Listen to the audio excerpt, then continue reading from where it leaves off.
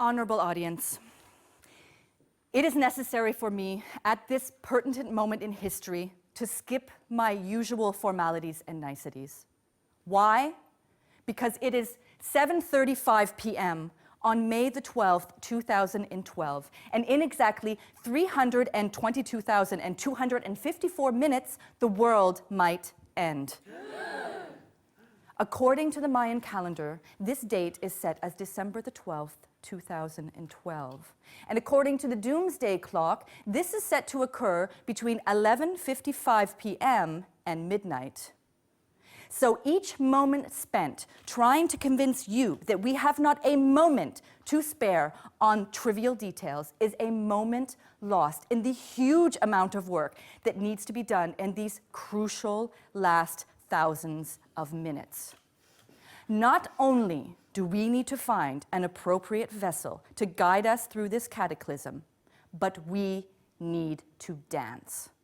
Ladies and gentlemen, I'm Madame Madoom, and you are watching the 4th episode of The Powers of Art, live on stage from the Alex TV studios in Berlin. And this is Noblesse Oblige.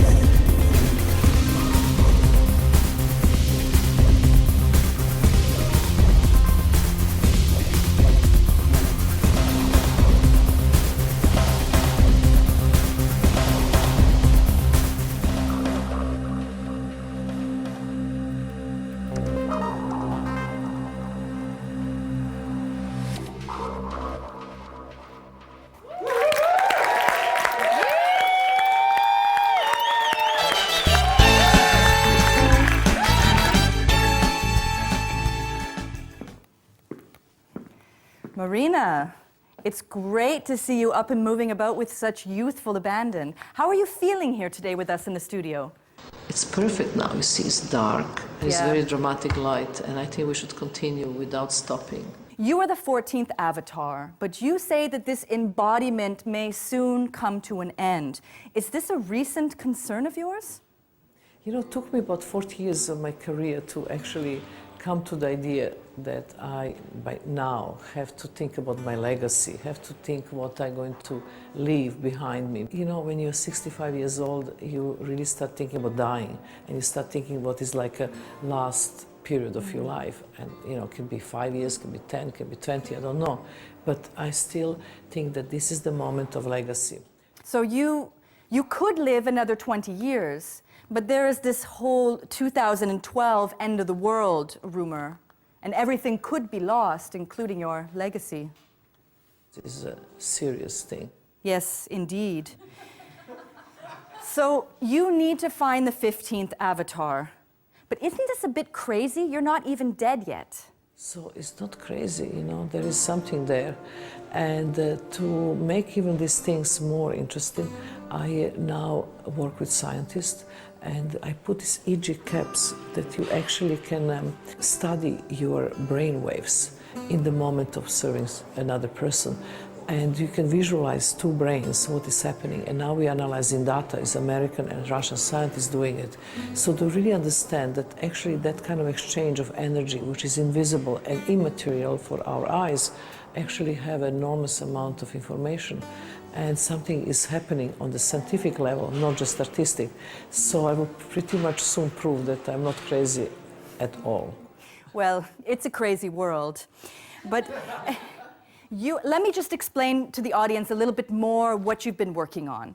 What you're talking about is called pre-pneumatophony identification. That is identifying an appropriate vessel for the avatar, which is you at this moment, so that your work and your art may continue uninhibited and uninterrupted when your current host body dies. And this is a guarantee for the preservation of your art.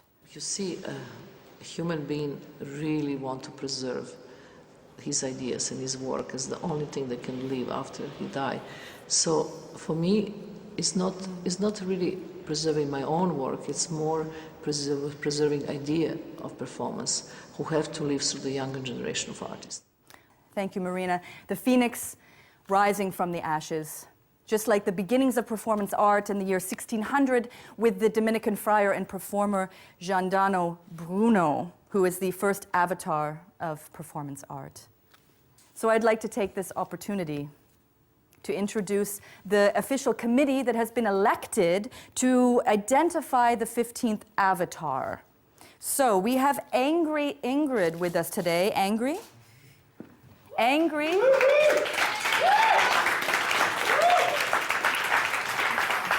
Thank you, Ingrid. Ingrid is a Gesellschaftskünstler from Salzhemmendorf.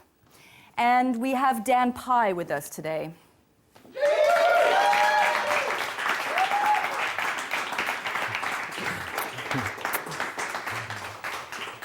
Dan Pye is a socialist, sorry, I don't know if you're a socialist, is a socialite. I'm not. And an artist from Los Angeles.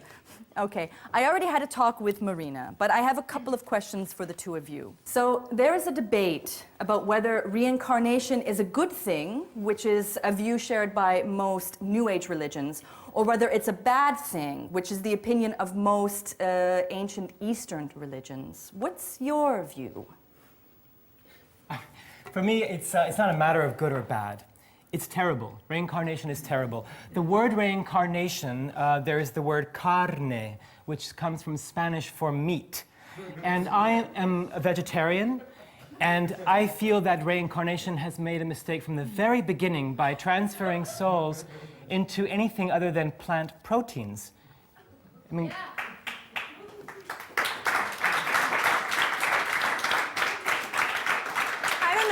because like in every piece of art we see, feel, or listen to, isn't there a little piece of reincarnation in it?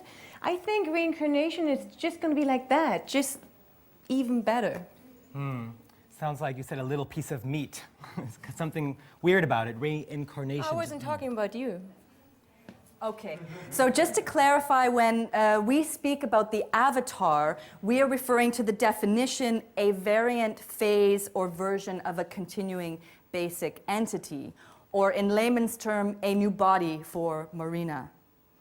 So, let's begin.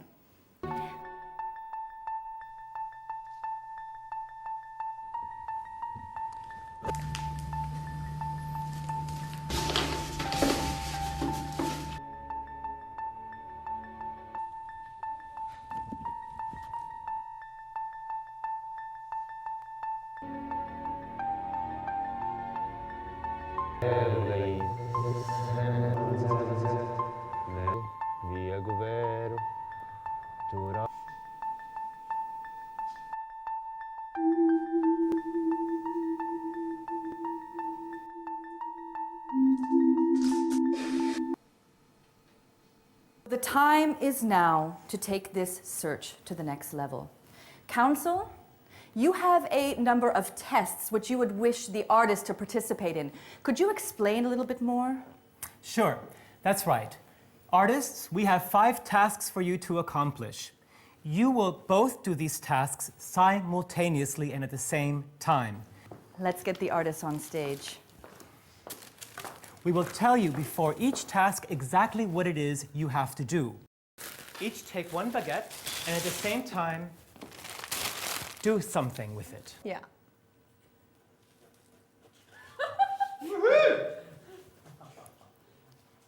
You will be evaluated after the very last task, and we will use adjectives to evaluate your work.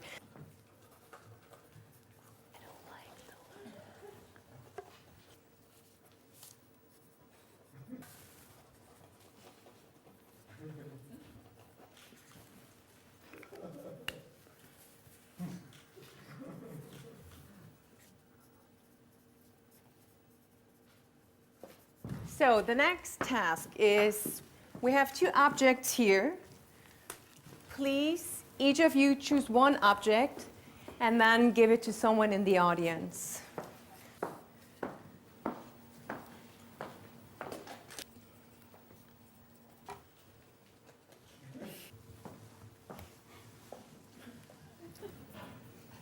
For your next task, moving right along, the both of you will walk towards us, barefoot.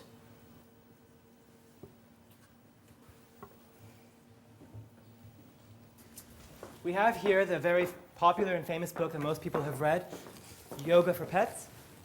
I would like the both of you to simultaneously read from this marked off passage. You have been shown how to still his outer mind. The next step is for your pet. So the 4th task is, you have to stare into the camera, and this... I'll just interrupt for this 4th task. So Marina has some special instructions for the next task. I think she would like you to watch how she does it to give you a little bit of insight or inspiration. So Marina?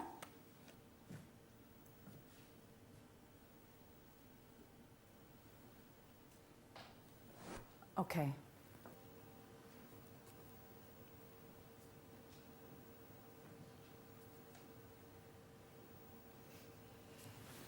Thank you.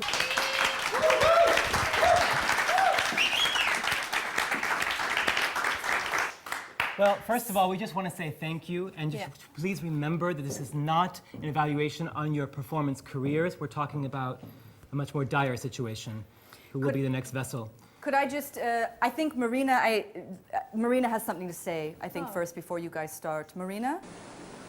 Fast. Sleepless. Thank you, Marina. Yeah. Okay. Sorry, please continue, Council.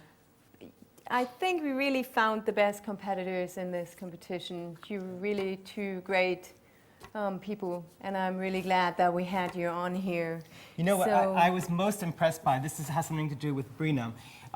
For me, it's really, really important that this vessel of performance art has a certain lightness about it. And what I mean by that is something that you had in particular was that you give the impression that there requires absolutely no skill to do what you're doing. There's a certain effortlessness that I think a public and a society needs. But at the same time, she's very precise. I really liked how she worked with the bread, how it was like very precisely, you know, there was like one step after the other, and that's Absolutely, what we need. We need like it's the a precision focus. of a natural animal, you know? And Frank, what I was very impressed with was how I am usually looking for a certain middle, beginning, ending kind of a structure, a normal dramaturgy. And at first I was a little bit nervous because I sensed that you only had beginnings. But then I thought about it and I was very, very touched by the fact that that is exactly what we need. Somebody who is brave enough to stay in the very, very beginning, who's got the courage to not move and rush forward too quickly. Yeah. Yeah.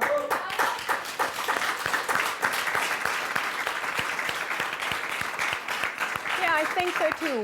What we're looking for is someone with an embodied mind, and I felt that you made really strong connections with the audience and even with the objects that you were using. You made them your own. You had very strong connections with them, and I think that's really important for the next vessel. Should we maybe just give them the final adjective evaluation? For Brina's performance, I gave it a hissingly thankful. And I give it a dryly victorious.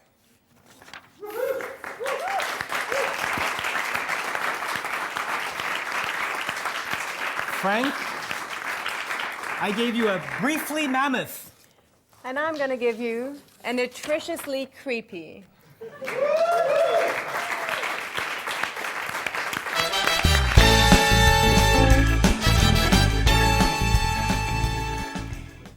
For those of you tuning in for the first time to the Powers of Art, allow me to introduce myself. I am Madame Madoom, psychic by trade and a reincarnated soul. Like most of you, I wrestle with these parts of myself which I sometimes feel are not the real me. When I get confused or down or simply lonely because of my privileged position in this lifetime, I simply apply Occam's razor to the situation.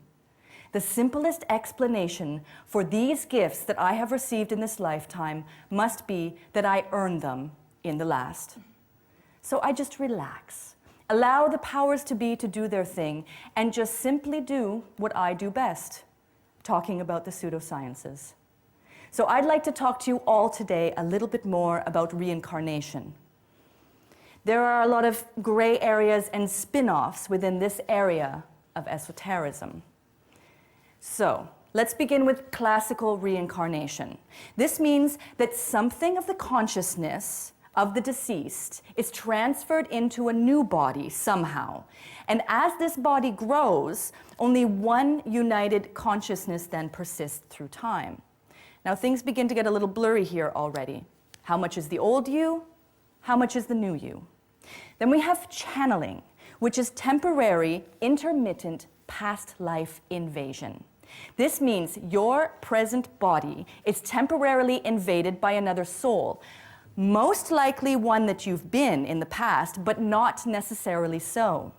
And then we have past life regression, which is essentially a therapy which tries to find the causes of present problems and experiences in your past lives. This means if you have a problem in this life, it is most likely caused by something that happened in your past life. And if you are able to uncover the sources of this problem, as the theory goes, you will have a better chance of curing these patterns or problems. We've had our in-house expert out in the fields again to try to grasp these gray zones. Here he is, Alex X. Pert.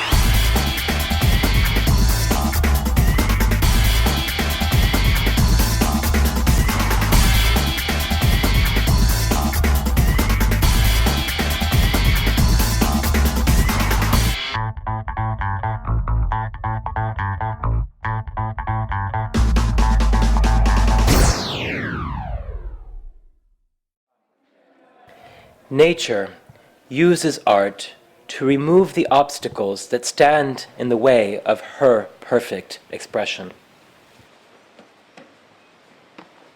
Interestingly, nature has many tricks up her sleeve in order to accomplish this evolution.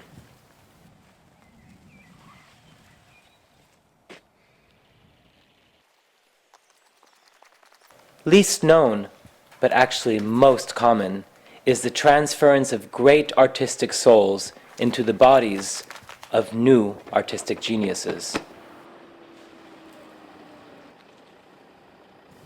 Van Gogh to Picasso, Homer to Shakespeare.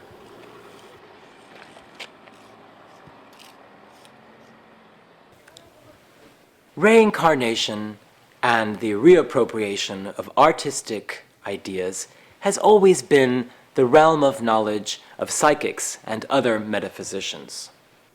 But as a real scientist, I want to know, how does nature do it? If reincarnation is just another form of energy transformation, well then, the law of thermodynamics tells us there must be measurable entropic waste products.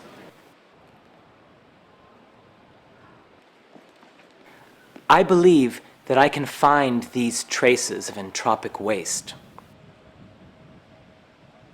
And my theory is that this information will not only reveal some of nature's deeper secrets, but give us enough data to allow us to make predictions.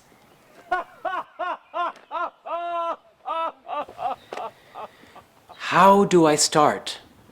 Where do I begin? I am the founder of a new scientific field. Well, it's the good thing that I had the help and advice from my super commando friends.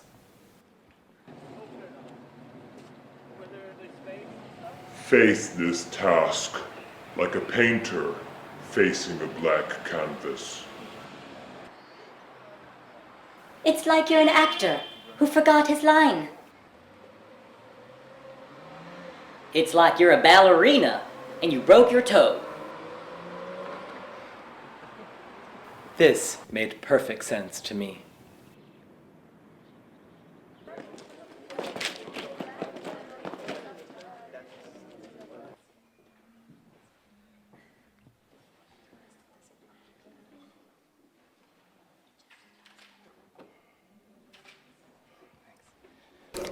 There's no cause for alarm.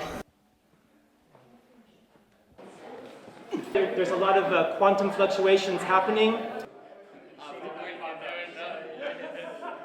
I'm just here on a mission to collect data.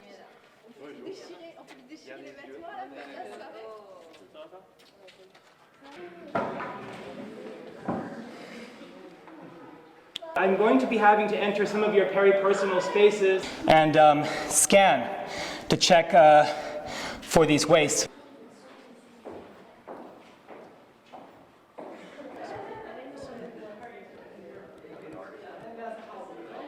You may find the movements I do slightly horrifying or meaningless.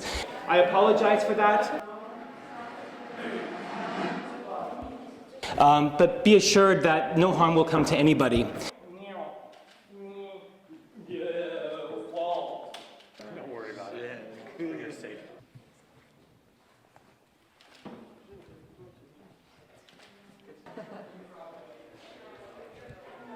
Scan after scan after scan, tetrameglinobytes after tetrameglinobytes of data collected, I started to have my doubts. What if, in nature's blind ambition to perfect herself through the arts, her entropic byproducts were actually just waste, or chaos, or meaningless nonsense? I'm not going to make any conclusions from this. We've got a lot of work to do. Once we have all the data assembled, maybe we'll see some patterns. I'm just going to try to enjoy the process in the meanwhile and not feel pressured, to give results. The media is always pushing for for some kind of a conclusion, and we know that that tends to be the wrong thing to do. People take the advice too seriously, premeditated. So.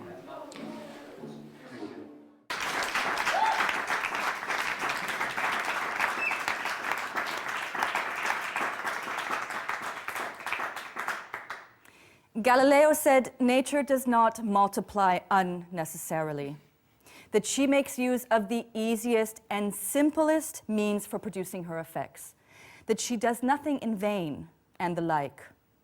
Occam said entities must not be multiplied beyond necessity. Plato argued that the number of souls must be finite because the soul is indestructible. Benjamin Franklin agreed. So how much is too much, or even necessary? Well, Alex, you have left us with plenty of food for thought. Thank you for that report.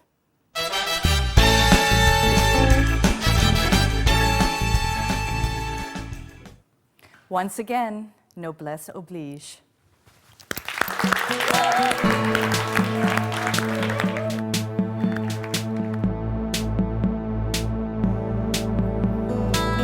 Stay until the break of dawn, until cold November's gone. Don't walk away from me. Face to face, side by side, wake me with the morning light. Don't turn away from me. Chasing shadows into flames off a fire left to burn. Wake up to another day, another night, another turn. Got no reason to be left feeling beaten to the bone. When you're on your own.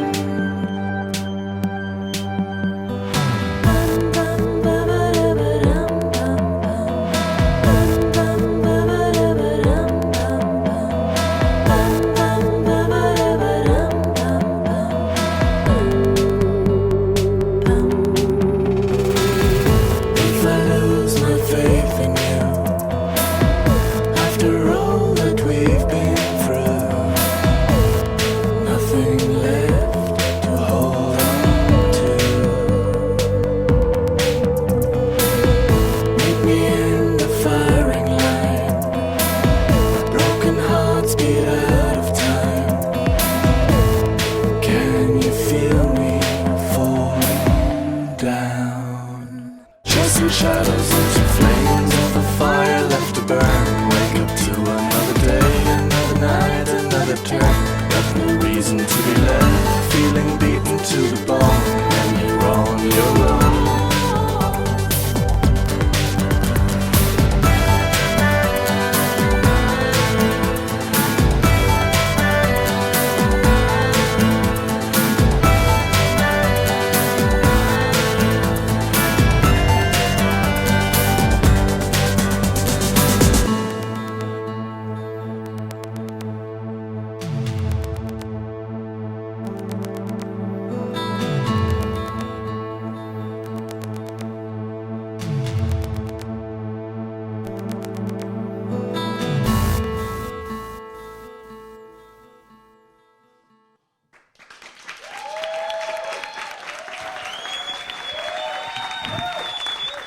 Allow me to take this opportunity to introduce noblesse oblige.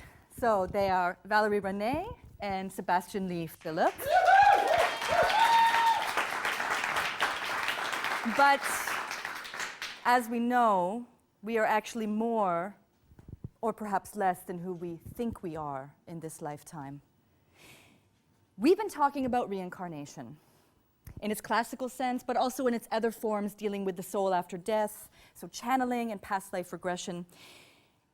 Through your art and music, you must have been confronted with this phenomenon.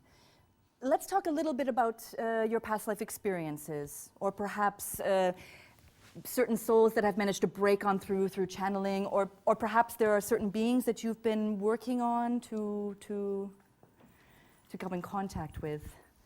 Yeah, I think that a lot of people have been channeling energy for us recently. When we get into the studio to record new music, it's a little bit like getting into a trance. And we feel all this energy from a lot of duos from the past decades inspiring us, like Annie Lennox and David Stewart, Eurythmics. We've had a lot of great late 80s, early 90s duos that have been... Ike and Tina Turner. Simon and Garfunkel, perhaps. I consider myself a bit of a Paul Simon, actually. She's the Garfunkel in the band, if you see what I mean. Wow, so you've been working a lot. Through us. Absolutely. Could you feel it? I could feel it. Okay. Could you guys feel it? So, serious question. Have you been preparing for December 2012? Do you have any plans for this utopian or dystopian world?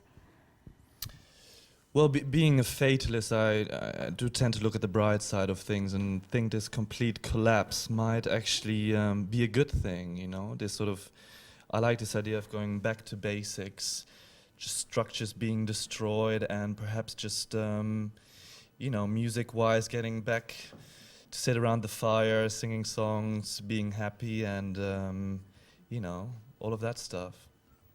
A little bit back to the roots. I completely agree. I think we should all take our clothes off and just dance naked around the fire and just beat the drum. Death, judgment, heaven, and hell. These are the last four themes that the theological science of eschatology concerns itself with. Are you concerned with this, or is your art or your soul concerned with this? Yes. Yes. Thank you. That was noblesse oblige.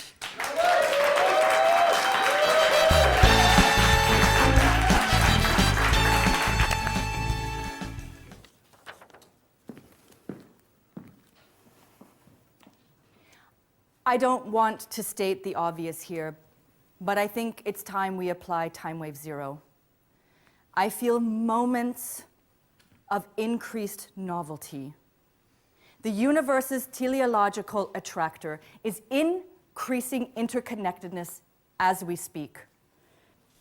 Restless, curious. It's no coincidence that we are all here together today. The council, Brina, Frank, noblesse oblige, Marina, myself. But I cannot let go of the feeling that perhaps we are overlooking the fact that our avatar may be here in the audience and not necessarily on stage. We need the stare. We need the stare from everybody. Okay. Can we make this happen? Sure, just a few seconds each. Okay. I don't understand what's going on. Why are we doing this? How many more minutes until December 12th, 11:55 p.m.? 322,144.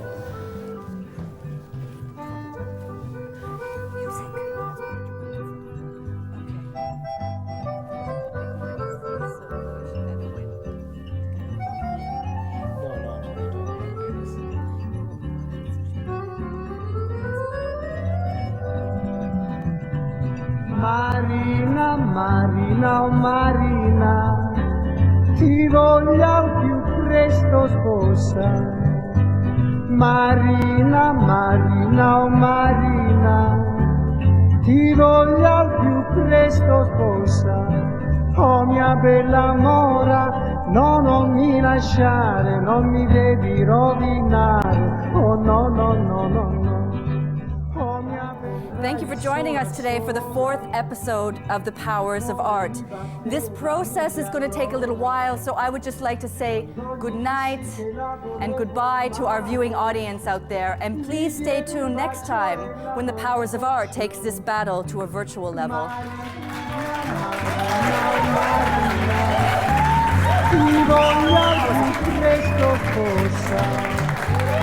Marina, Marina, Marina, ti voglio al più presto sposa. Oh mia bella mora, no, non mi lasciare, non mi devi rovinare. Oh no, no, no, no, no. Oh mia bella mora, no, non mi lasciare, non mi devi rovinare.